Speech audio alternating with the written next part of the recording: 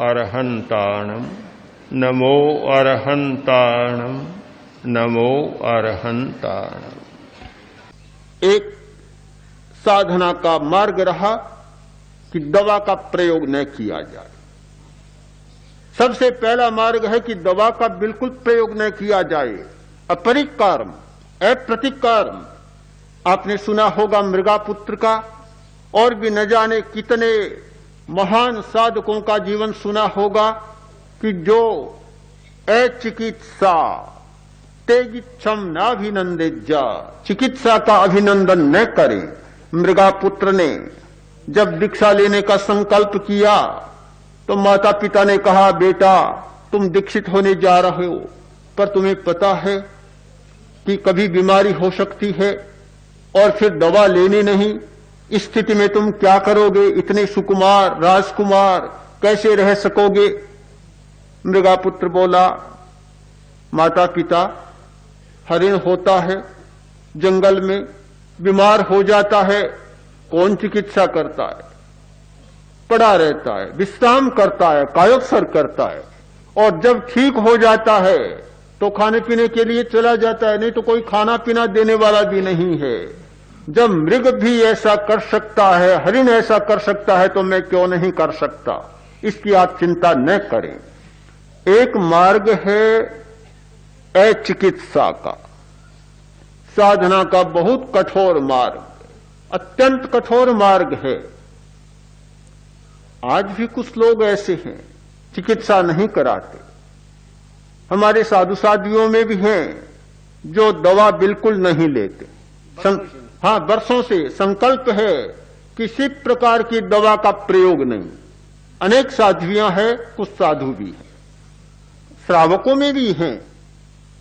श्रावकों में एक बहन यहां अभी आई हुई है जो 30-35 वर्ष हो गए, कभी दवा का प्रयोग नहीं करती। संपन्न परिवार, कोई कमी नहीं, पर लौंग तक भी नहीं लेती। मालचंद जी दोषी की पत्नी सुजानगढ़ की अभी यहां आई हुई है, उसी कमल की मां, कल जिसकी चर्चा की। इतने वर्षों से इतना दृढ़ संकल्प देखा कि घर वाले लोग कहते हैं दवा करें, यह करें, वह करें, पर उनके मन में कभी विचलन भी नहीं होता। बहुत कठिन बात है एक गृहस्थ के लिए। तो ऐसे लोग होते हैं जो नहीं करते। अपने समाज में अनेक लोग हैं जो अचिकित्सा का प्रयोग कर रहे हैं, कोई दवा नहीं लेते। अमेरिका में एक साइंस क्रिश्चियनिटी है,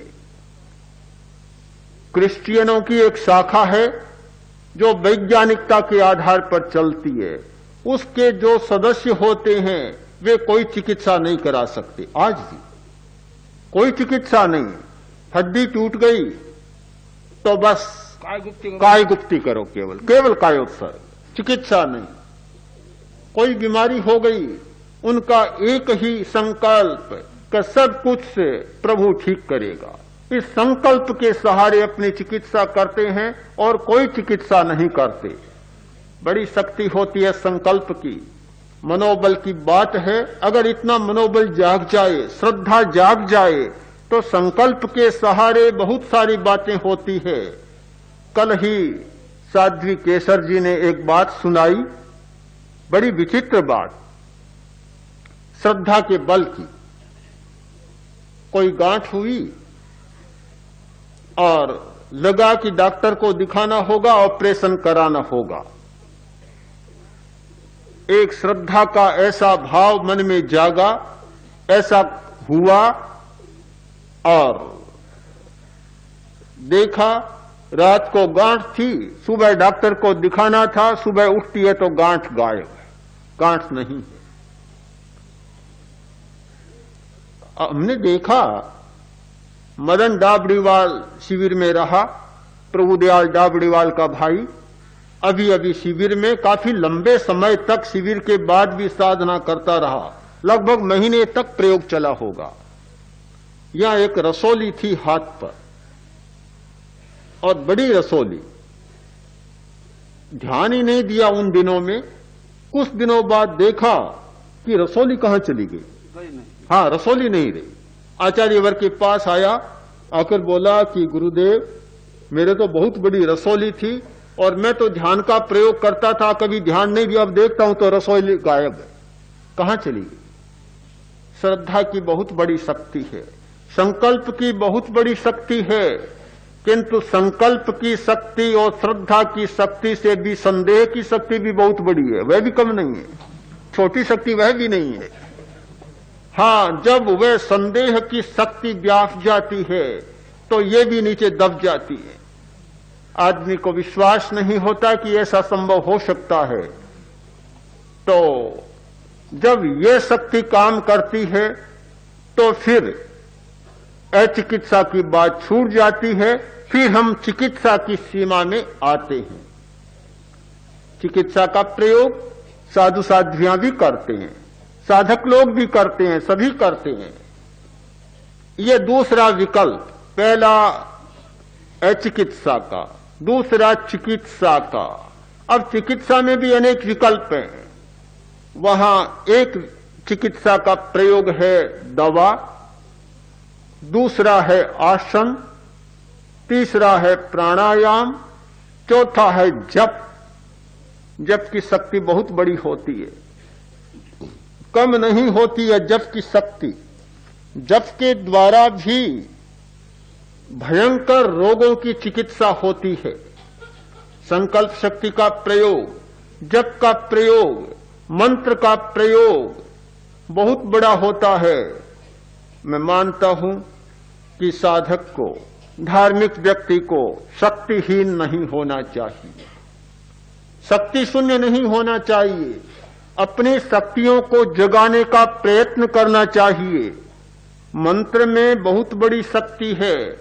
आज ध्वनि की शक्ति से कोई भी अपरिचित नहीं हो सकता। इस वैज्ञानिक युग में जीने वाला हर व्यक्ति जानता है कि ध्वनि के कितने बड़े चमत्कार होते हैं और ध्वनि के द्वारा कितने बड़े परिवर्तन किए जा सकते हैं।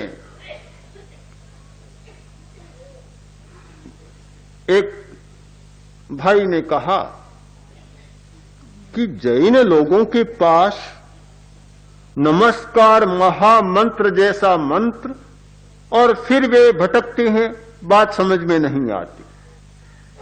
बहुत बड़ा मंत्र है हमारे पास और इसके द्वारा असंभव लगने वाली बातें भी संभव बन जाती है, पर कोई भी मंत्र काम नहीं करता जब तक संदेह निवृत्त नहीं होता।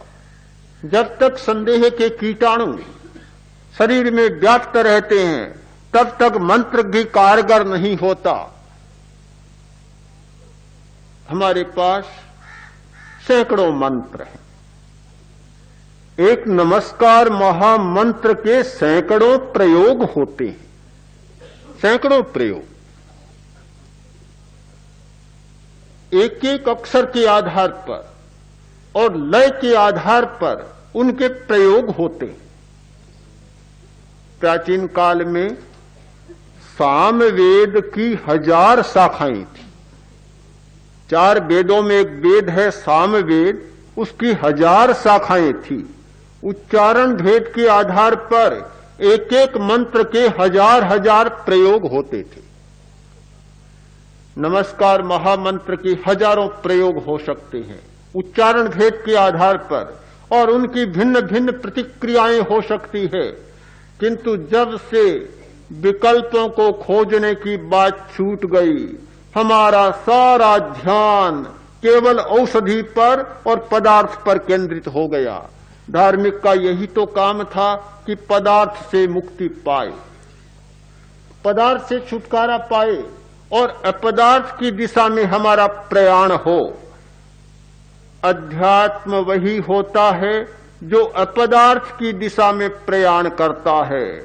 स्थूल पदार्थ, फिर उससे सूक्ष्म पदार्थ, फिर उससे सूक्ष्मतर पदार्थ, सारे पदार्थों को छोड़ते छोड़ते चेतना तक पहुंच जाने का मतलब है अध्यात्म। जब हम पदार्थ के प्रति अत्यंत आस्थावान होते हैं, वही तो हमारी मिथ्या दृष्टि है। मिथ्या दृष्टि का और मतलब क्या है? हमने मिथ्या दृष्टि का अर्थ भी बहुत स्थूल कर लिया। सम्यक दृष्टि का अर्थ भी बहुत स्थूल कर लिया। मिथ्या दृष्टि को छोड़ने और सम्यक दृष्टि तक पहुंचने की यात्रा है पदार्थ को छोड़ने की यात्रा। जैसे जैसे पदार्थ के प्रति हमारी आसक्ति कम होती चली जाएगी, जैसे जैसे पदार्थ निर्भरता कम होती चली जाएगी, जैसे जैसे पदार्थ से हम छूटते चले जाएंगे और अपदार्थ में हमारी गहरी आस्था होती चली जाएगी, वैसे वैसे हमें सत्य उपलब्ध होगा और वैसे वैसे हमारी सम्यक दृष्टि जागेगी। यह ध्यान का प्रयोग सम्यक दृष्टि के विकास का प्रयोग है। ध्यान का प्रयोग पदार्थ के प्रति होने वाली गहन अनुरक्ति को छोड़ने का प्रयोग है। ध्यान को केवल हम बहुत छोटे अर्थ में न लें।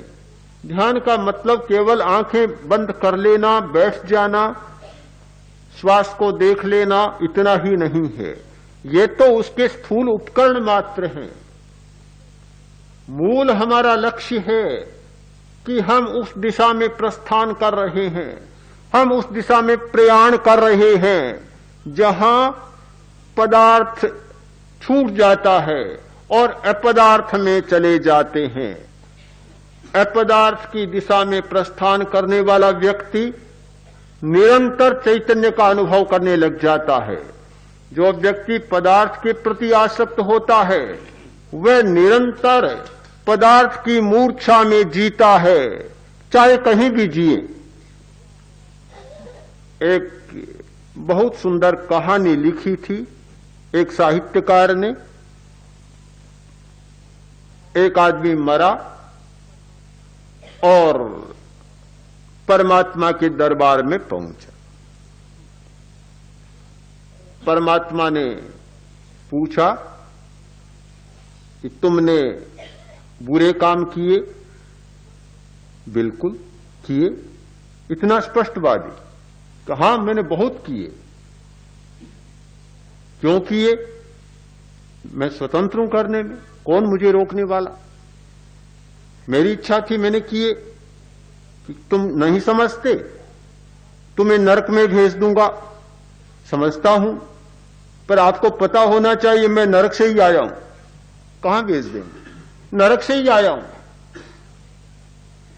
मैं जहां भी रहा नरक में रहा, मैं जहां भी रहा, जिस स्थान में भी रहा, उसको मैंने नरक बना दिया। नरक बनाकर ही मैं रहा, वहीं जिया। तो मुझे क्या डर है? हाँ, मुझे कोई डर नहीं है इस बात का। भेज दे तो मैं तुम्हें स्वर्ग में भेज दूंगा। आपको पता होना चाहिए उसको भी नरक बना दूंगा। अब क्या करे? कोई विकल्प ही नहीं रहा सामने। जो आदमी पदार्थ की मूर्छा में जीता है वह नरक में ही जीता है और स्वर्ग को भी नरक बना देता है। पदार्थ की मूर्छा करने वाला ही सारी कठिनाइयों का अनुभव करता है, दुखों का अनुभव करता है। उसके लिए कोई भी स्वर्गीय जीवन कभी होता ही नहीं। स्वर्गीय जीवन तब होता है जब पदार्थ की मूर्छा छूटती है और अपदार्थ के प्रति हमारा रुझान होता है, हमारा प्रस्थान होता है, हमारी गति होती है। सारा ध्यान का प्रयोग, अध्यात्म का प्रयोग, वह अपदार्थ का प्रयोग है। एक ऐसा विकल्प खोजना कि जहां कोई पदार्थ नहीं फिर भी सुख है, कोई पदार्थ नहीं फिर भी आनंद है, कोई बेचैनी नहीं है। तिमिर हरा जय दिट्ठी जनस दीवेन किं कायब्बम। यदि आंख ऐसी है जो स्वयं प्रकाश देती है तो फिर दिए की कोई जरूरत नहीं है, कोई आवश्यकता नहीं है दिया जलाने की, उसके लिए कोई अंधकार है ही नहीं। तो जब हमारी चेतना का अनुभव जागता है, अपदार्थ की सत्ता का अनुभव जागता है, तो फिर वहां सुख के लिए पदार्थ की अपेक्षा छूट जाती है। इस स्थिति का विकास होना, इस विकल्प का विकास होना ध्यान का प्रयोजन है। तो हम विकल्प की खोज करें। हमने यात्रा शुरू की है ध्यान के माध्यम से, हमने एक प्रस्थान किया है विकल्प की खोज का, संभावना की खोज का। ये विकल्प की खोज और संभावना की खोज निरंतर बनी रहे और आगे से आगे बढ़ती।